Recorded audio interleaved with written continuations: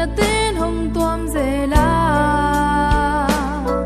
cắt về về là hậu tên ông xuân thấy dễ la cầm sim thăm com yal pi sung mây keng lâu hi lên agam mang đi hi sen về na kê tê lingin hong xuân thấy dễ